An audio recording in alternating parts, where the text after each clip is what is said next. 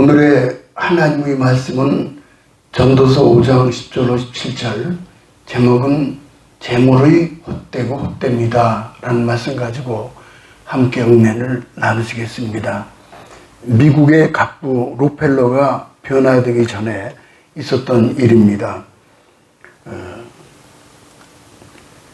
당신은 현재의 부유함에 만족하십니까? 록펠러가 아니다라고 대답을 합니다. 기자가 다시 물었습니다. 그렇다면 당신은 얼마만큼의 돈을 벌어야 만족할 수 있습니까? 조금만 더, 그러더라는 거예요. 돈이 인생의 목적이 되고 풍부가 목표가 되면은 채울 수 없는 갈증을 느끼게 되고 조금만 더 하다가 결국 돈의 노예로 전락하고 마는 것입니다. 11절에 보면은 재산이 많아지면 먹는 자들도 많아지나니 그 소유주들은 눈으로 본 것 외에 무엇이 유익하랴. 부자가 재산을 유지하려면 그만큼 비용이 많이 듭니다. 부자는 큰 저택을 사지요. 그러면 자신이 대저택에 산다는 자부심을 갖습니다. 그러니 집이 크면 혼자 청소할 수 없잖아요. 청소부를 고용하죠. 강도가 들지 않도록 집을 지키는 경비원을 고용을 해야 합니다. 자주 파티를 해야 집을 자랑할 수 있으므로 요리사를 고용해야 되고, 산후의 품위는 그냥 나오는 것이 아니라 막대한 비용의 품위 유지비를 지출해야 비로소 나오게 되는 거죠. 부자는 돈을 들여서 품위를 유지하고 다른 사람들은 부자의 품위를 높여주면서 먹고 사는 거예요. 하지만 전도자는 그 소유주들은 눈으로 보는 것 외에 무엇이 유익하느냐, 그건 지금 말하고 있는 거죠. 일단 돈이 많아서 하고 싶은 건 다 해본다 해도 몸은 하나잖아요. 아무리 산의 짐이 음식도 뱃속의 위는 하나밖에 없습니다. 옷이 아무리 많아도 입은 옷은 한 벌이고 방이 40개, 400개가 되어도 잠자는 곳은 한 곳뿐 아니잖아요. 한 곳뿐이잖아요. 오래전 원로 배우 김희갑 씨가 감기에 걸렸다고 그래요. 김희갑 씨가 감기에 걸렸습니다. 약 좀 먹을 돈이 아까워서 감기약을 안 먹다가 그만 폐렴으로 갔습니다. 그래서 병원에 입원했는데 하루에 2만 원 주고 쓰는 간병인을 쓰자고 했는데 그 돈이 아까워서 안 된다는 거예요. 아내가 잠시 병실을 비우게 되자 그 사이에 가래가 나왔어요. 누구는 곁에서 등허리 좀 두들겨주면 해결되는데 병실에 아무도 없어가지고 숨이 막혀 죽은 거예요. 2만 원 아끼려다 죽었어요. 나중에 보니까 재산이 70억이나 되었다는 거예요. 전도서를 기록한 솔로몬 왕은 부귀와 영광과 지혜와 쾌락을 누린 그런 사람은 없죠. 대단한 사람이에요. 화려한 왕궁을 건축하고 아름다운 정원을 만들어 살기도 했고 엄청난 소와 양떼로 거부가 되었죠. 1만 2천의 마병을 거느리고 강한 군사력도 가졌죠. 술과 노래하는 남녀와 후비가 700명, 빈장이 300명, 무려 1000명의 수많은 처첩들을 거느리고 즐기기도 했습니다. 3000편의 잠언을 쓰고 천여 곡의 노래를 만들고 문학과 예술에 빠지기도 하고 식물과 생물을 연구하는 그런 자연과학에 빠지기도 했습니다. 그 인생이 어떻게 됐습니까? 나이를 먹고 세월이 갔죠. 죽음 앞에서 인생을 생각하면 이제 철이 들어 60세의 세상을 떠나며 하나님 앞에 회개하고 믿음으로 살 때 가장 행복한 순간이었다고 고백을 합니다. 솔로몬은 겨우 60세밖에 살지 못했어요. 그 인생에서 참된 진리를 깨닫고 탄식한 구절이 뭡니까? 헛되다는 거예요. 그래서 전도서 1장 2절에 보니까는 전도자가 가로되 헛되니 모든 것이 헛되도다. 60세에 결국은 생을 마감했잖아요. 재물의 풍요는 영혼의 만족감을 주지 못합니다. 10절을 가볼까요? 은을 사랑하는 자는 은으로 만족하지 못하고 풍요를 사랑하는 자는 소득으로 만족하지 아니하나니 이것도 헛되도다. 재물로 통용되는 의란 당시 건동지역에서 물물 교환의 수단으로 화폐 역할을 하였습니다.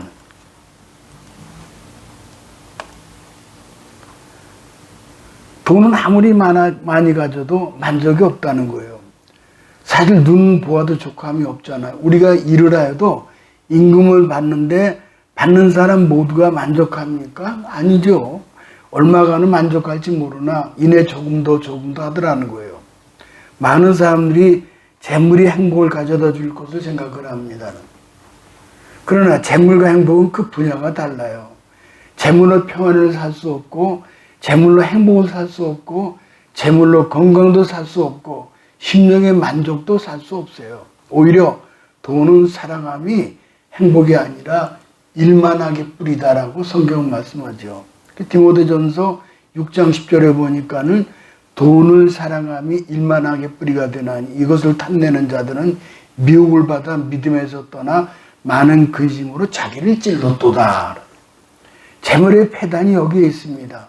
돈으로 고급 침대를 살 수 있지만은 단잠을 잘 수 없잖아요. 진성차를 차릴 수 있지만 입맛을 살 수 없고, 돈으로 교회를 짓지만 생명을 살 수 없어요. 돈은 우리에게 너무 적어도 불안하고 불만족스럽지만 많아도 역시 불안하고 불만족스러운 거예요. 돈은 우리에게 진정한 행복을 주지 못하기 때문입니다. 돈은 대단히 중요한 함에도 불구하고 사람들은 돈의 속성이냐, 돈을 어떻게 벌어야 할지, 또 돈을 어떻게 써야 할지에 대해서 잘 모른다는 거예요. 우리 주변을 보면은 돈 때문에 행복해지는 일보다 돈 때문에 불행해지는 경우가 훨씬 더 많아요. 미국의 프랭크라는 사람이 어려운 가정에 태어났지만은 자수성가해서 부동산 사업을 해서 수천만 달러의 재산을 가진 성공한 사업가가 되었습니다.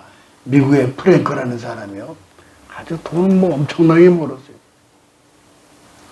이제 그는 자신이 행복한 줄 알았어요. 만족스러운 삶을 산다고 생각을 했죠. 더 이상 나는 바랄 것이 없다라고 그 마음에 자부심을 가졌습니다. 그럼 생각지 못했던 사건들이 하나씩 둘씩 터지기 시작합니다. 그 가정에 어려움이 찾아오기 시작하는데 그의 하나밖에 없는 외아들이 마약 소지 혐의로 감옥에 가게 된 거예요. 외아들이 집을 떠났죠. 감옥에 갇혔어요. 딸에게 좋은 자동차를 사줬거든요. 비싼 스포츠카를 사줬는데 그만 자동차 사고로 몸이 망가지고 불구의 몸이 됐어요. 그의 아내는 충격을 견디지 못해 그만 짐을 싸서 집을 나가고 가출하고 말았어요. 텅 빈 큰 집에서 그는 인생을 허탈하게 생각을 했죠. 마치 인생에 이것저것 다 떠내려간 모래 위에 지은 집같이 허무와 절망과 안타까움은 견딜 수가 없는 거예요. 오늘날 사람들은 세상에서 돈 좀 벌고 출세 좀 하면은 나는 이것으로 만족하다 행복하다라도 생각을 합니다. 그러나 하나님께서 도와주시고 하나님께 지켜주셔야 행복도 있고 성공도 있고 축복도 있는 거예요.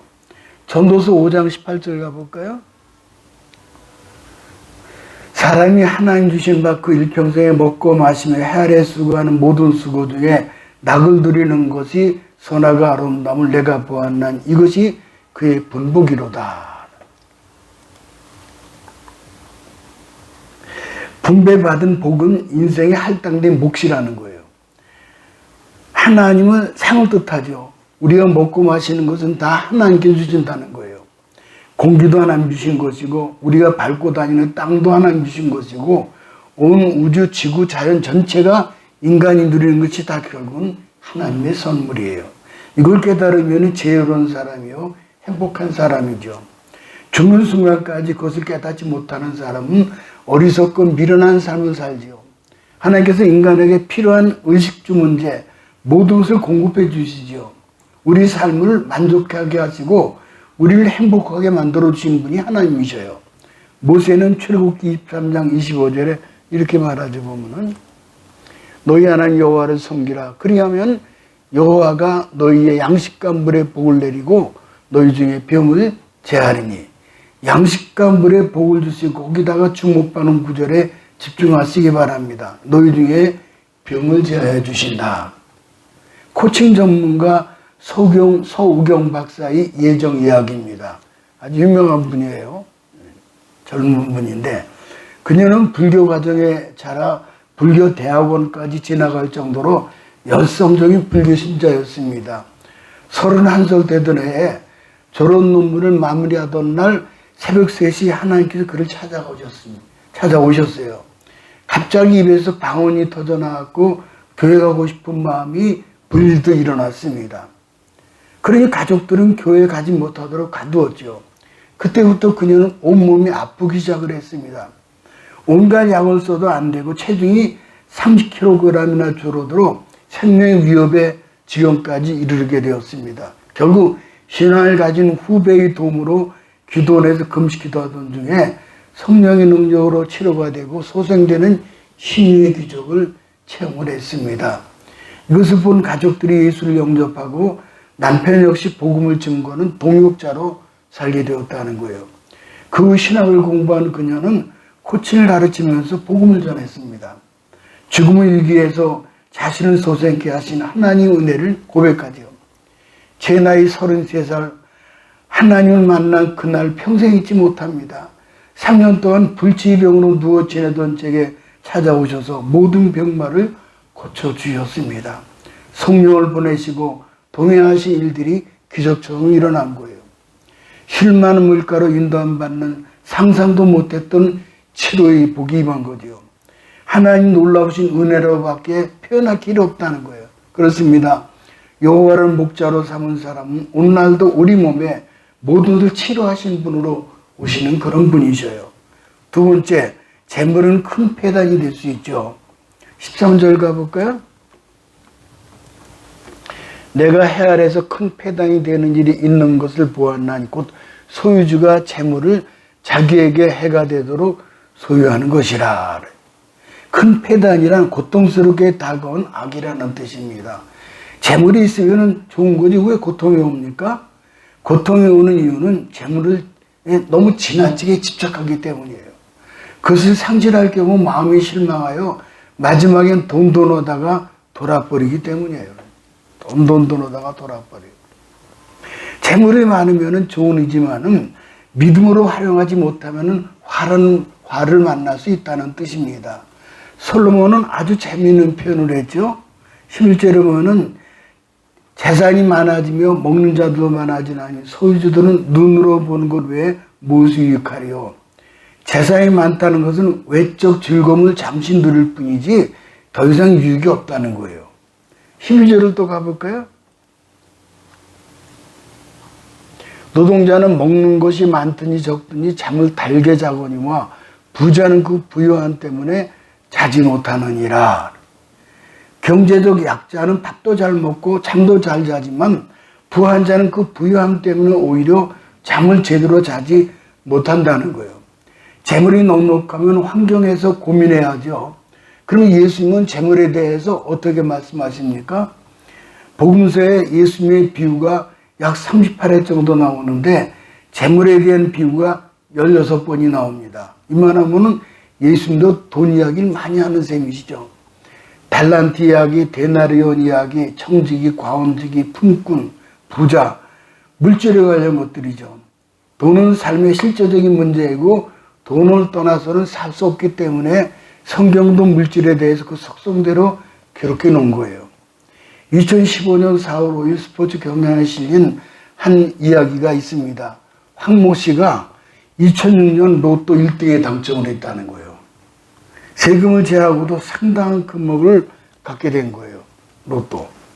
씀씀이가 커진 황 씨는 가운데 가가지고 도박을 하다가 수억원을 잃었어요. 또 유흥주점을 드나들며 펑펑 쓰다가 4년 만에 당첨금을 모두 탕진했는데 이때부터 황 씨는 유흥비를 마련하려고 절도 행각을 벌입니다.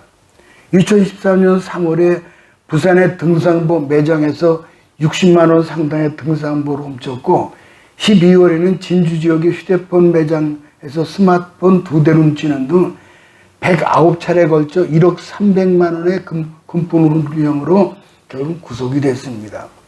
인터넷을 검색해 보면은 세계적으로 복권에 당첨되어 행복했다는 사람은 드물고 대부분은 망하고 자살했다는 소식입니다. 재물은 때로 우리를 해치는 일을 자주 일으킵니다.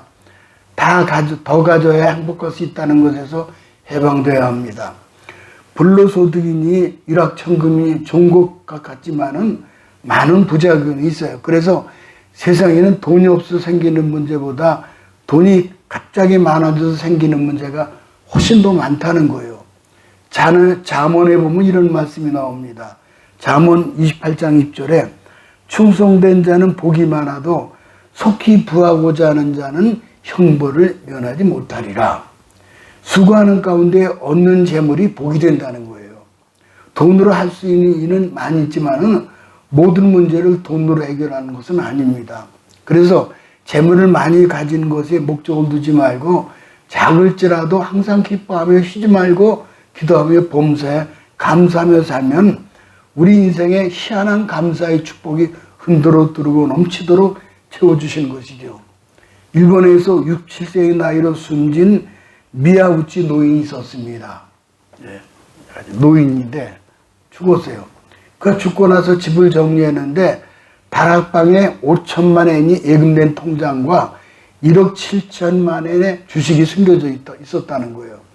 그리고 일생 동안 헐벗고 굶주리며 모으고 쌓는 일만 열심히 했죠. 어쩌다가 쌀을 사다가 먹고 남이 주는 야채 부스러기를 날로 먹고 값싼 음식을 먹은 결과 영양실조로 사망한 거예요. 물질을 많이 쌓아두었고 다고 행복이 보장되는 건 아니지요. 영국 제임스 왕이 유명한 왕이 있죠. 민정시찰을 위해서 시골길을 이제 갔습니다. 시골 마을을 갔어요. 어디선가 쿵떡쿵떡 소리가 들리면서 노래가 들리는 거예요.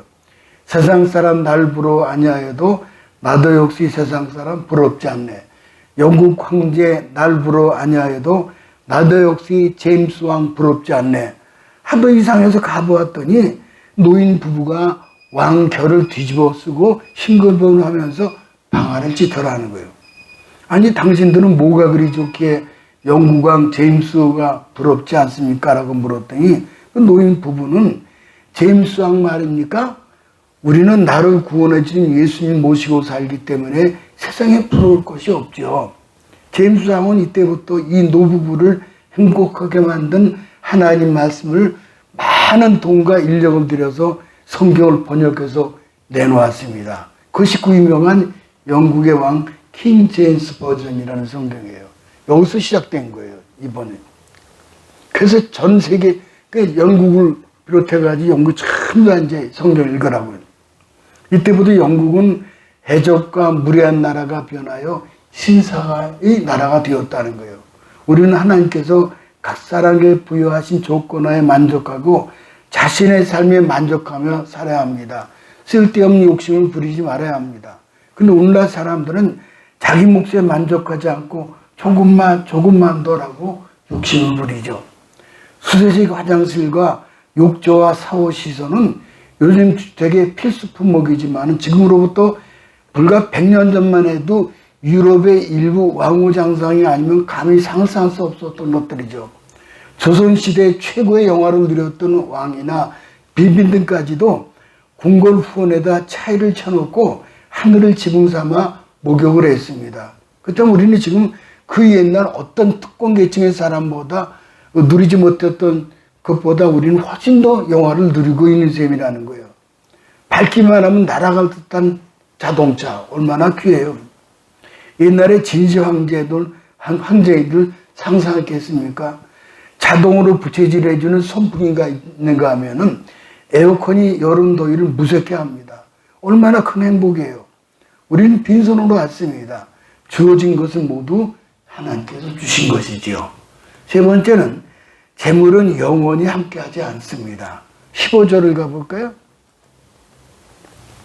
그가 모태에서 벌거벗거나 하신즉 그가 나온 대로 돌아가고 수고에 얻은 것을 아무것도 자기 손에 가지고 가지 못하리니. 사람에게 한결같은 공통점이 있습니다. 이른바 공술의 공수거죠. 빈손으로 왔다 빈손으로 가는 거예요. 결국은 죽어서 묘지로 갈 때도 빈손으로 가는 거죠. 그래서 공술의 공소라고 하잖아요. 재벌도 막강한 권력자도 그 어느 누구도 동일한 모습입니다. 어떤 사람은 죽은 자의 몸에 돈과 금과 보석을 넣어주지만 아무 의미는 쓸데없는 허황된 일입니다. 역사적으로 권세자들의 무덤에 많은 것을 넣어줌으로 인해 오히려 후세에 도굴꾼에 의해 무덤만 훼손될 뿐이었습니다. 한때 자기가 살던 곳에서 큰 재물을 가졌던 욥은 모든 것이 사라지고 난 후 이렇게 고백을 했잖아요. 내가 모태에서 알몸으로 나왔은 적 또한 알몸이 그리로 돌아갈지라. 적신으로 왔다 적신으로 간다는 거예요. 재물이 많으면 이 땅에서 관리하기 힘들고 세상 떠날 때는 안타까워서 발버둥을 칩니다. 마지막에 눈도 제대로 못 감고 자녀들에게 분란을 일으키죠. 디모데전서 6장 7, 8절에 보니까는 우리가 세상에 아무것도 가지고 온 것이 없으며 또한 아무것도 가지고 가지 못하리니 우리가 먹을 것과 입을 것이 있은즉 족한 줄 알 것이니라. 그렇게 수고하고 애써 모아놓은 재물을 세상 떠날 때 고스란히 내어놓고 빈손으로 가게 되죠. 사람이 죽어 마지막 입은 수에는 주머니가 없다는 것은 우리가 다 아는 상식이죠. 그 누구도 죽어서 아무것도 가지고 하지 못합니다. 그래서 솔로몬은 불신앙으로 많은 것을 얻기보다는 작을지라도 심령에 평안한 물질을 택하라고 권하죠. 그래서 전도서 4장 6절을 가볼까요? 보세요. 두 손에 가득하고 수고하며 바람을 잡는 것보다 한 손에만 가득하고 평안함이 더 나으니라. 야고보도 재물을 모으는데 급급한 소유한 삶을 살지 말고 영혼의 생명을 궁극적인 것으로 삼는 존재의 삶을 살 것을 고면하죠. 재물은 하나님께서 잠시 위탁한 소유물에 불과한 것으로 물거품처럼 사라지게 됩니다. 그러므로 재물은 소유하는 일에만 몫을 걸 것이 아니라 가치 있고 보람된 삶을 사는 일에 걸어야 합니다. 캐나다의 사회보장 제도가 아주 잘 돼 있죠. 일단 직장에 62세 정년 퇴직을 하게 되면은 그러면은 매달 정부에서 약 $800씩 돈이 나온다는 거예요. 연금이. 노인은 62세에 정년 퇴직하면은 5년 안에 50%나 세상을 떠난다는 거예요. 5년 안에. 그래 노인들을 위해서 깨워지기 모임이 있다는 거예요. 깨워지기 모임. 참 별게 다 있어요. 깨워지기 모임이 뭔가 했더니 직장을 다닐 때는 아침 일찍 일어나서 일찍 출근하고 또 저녁 늦게 퇴근하고 몸은 움직이죠. 근데 직장을 그만두면은 점점 게을러서 아침에 일찍 일어난 시간이 9시, 10시, 12시로 자꾸 늦어진다는 거예요. 정부에서 돈 나오겠다, 먹을 것이 있겠다, 할 일 없으니 잠만 자꾸 늘어난다는 거예요. 직장 생활할 때는 하루 3끼 먹는데 직장을 그만두고 2끼 먹고 1끼 먹고 늘어난 것은 잠만 늘어난다는 거예요. 그리고 어느 날 잠자다가 세상 떠나는 사람이 50%라는 거예요. 그래서 서로 아침에 깨워주기 전화한답니다. 6시나 7시에 전화해서 일어나라, 깨어라, 나가라, 운동하자. 그런다는 거예요. 그 노인들은 특유의 은퇴하고 나서 몸을 쓰지 않는 노인들이 생명이 단축하게 된다는 거예요. 통계에 의하면은 마라톤 선수들은 암에 안 걸린대요. 한번 뛰었다 하면 2시간, 3시간씩 달리니까는 온몸에 땅이 비오듯하니 흐르는 거죠. 체내에 있던 모든 병균이 몸 밖으로 통해 나가는 거죠. 움직이는 것이 건강의 비결이에요. 삼성그룹의 이병철 회장 있지 않습니까? 세상을 떠나기 전에 의료진에게 이렇게 얘기를 했다 그래요. 1년만 더 살게 해주시오. 그동안 내가 할 일이 있어. 지금까지 돈만 모으고 사는데 성공했지만 돈을 돈답게 써보지 못하고 이 자리까지 왔어. 1년만 더 살면 멋지게 살다, 멋지게 쓰다가 죽겠어. 그렇지만 안타깝게도 결국 이분이 이 소원을 이루지 못하고 세상을 떠나고 말았습니다. 복된 성도는 버는 것도 중요하지만 잘 쓰기 위해서 기도를 해야 합니다. 잘 쓰기 위해서 기도를 해야 돼요. 물질이 많이 달라고도 기도해야 하지만은 물질을 받게 되면은 하나님 뜻에 맞게 사용하도록 기도해야 합니다. 하나님 내가 가진 재물이 생명을 살리고 교회를 부흥시키고 선교하는 데 사용된다면은 충성된 종으로 칭찬받고 복받는 새가 될 것이죠. 솔로몬보다 더 일찍 인생의 의미를 깨닫고 하나님 주신 사명을 따라 삶으로 천국의 큰 상급이 싸우시기 바랍니다. 모쪼록 이 땅에 건강한 몸으로 모세와 다윗 같은 복된 삶을 사시는 성도 되시기를 주님의 이름으로 축복합니다. 오늘 아주 이제 이 목양 칼럼에 처음 글이 올라왔어요. 잘 보세요 한번. 이거 너무 좋아가지고 너 하나로 족하단다 라는 그런 제목이에요. 영국의 목사님 샌디 밀러는 자신의 책에서 족한 사랑에 대해 육성에 가까울 정도로 실감나게 하나님 음성을 들었다고 그래요. 그중 한 번은 청년 시절이었습니다. 목사님이 신앙수련회에 참석해서 큰 감동과 도전을 받은 뒤 그는 홀로 해변을 산책하며 하나님께 기도를 올렸다고 합니다.